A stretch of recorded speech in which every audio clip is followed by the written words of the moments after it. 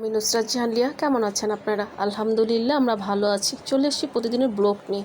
যারা প্রচুর ডায়েট করেন কিংবা প্রচুর ডিম খান তাদের জন্য আজকের এই রেসিপিটা। আসুন দেখাই, শেয়ার করি। রাতের জন্য একটা ডিমের খাবার। প্যানের মধ্যে দিয়ে দিয়েছি তেল গরম হয়ে গেছে, দিয়ে দিচ্ছি ডিমটা আমি সিদ্ধ করে এইরকম করে মাছ থেকে কেটে নিয়েছি।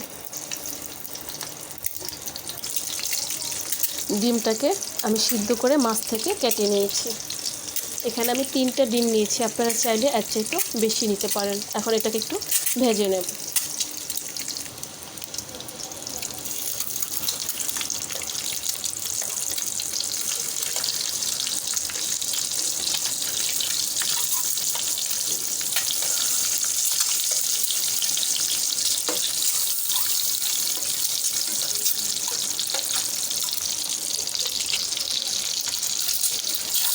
ডিমটাকে আমি এক পাশে রেখে এখন আমি এর মধ্যে দিয়ে দিচ্ছি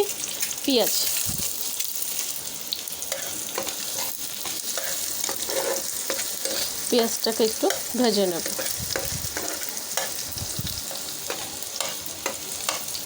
পেঁয়াজটা মোটামুটি ভাজা হয়ে গেছে। এখন আমি এর মধ্যে দিয়ে দিচ্ছি শুকনো মরিচের গুঁড়ি, দিয়ে দিচ্ছি লবণ, দিয়ে দিচ্ছি হলুদের গুঁড়ি,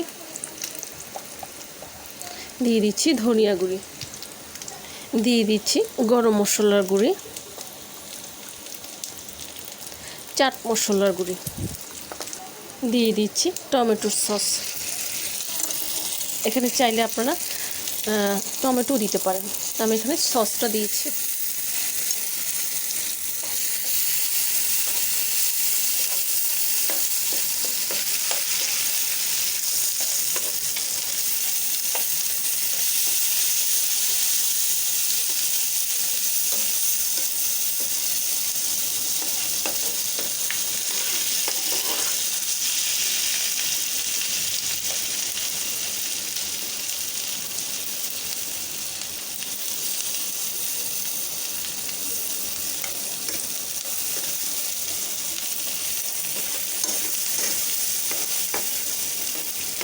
এটা হতে কিন্তু বেশি সময় লাগে না।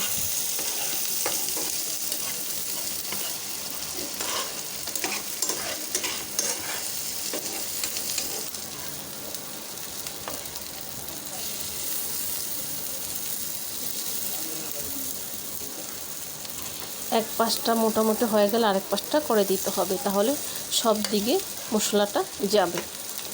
চাইলে এখানে ধনিয়া পাতাও দিতে পারেন।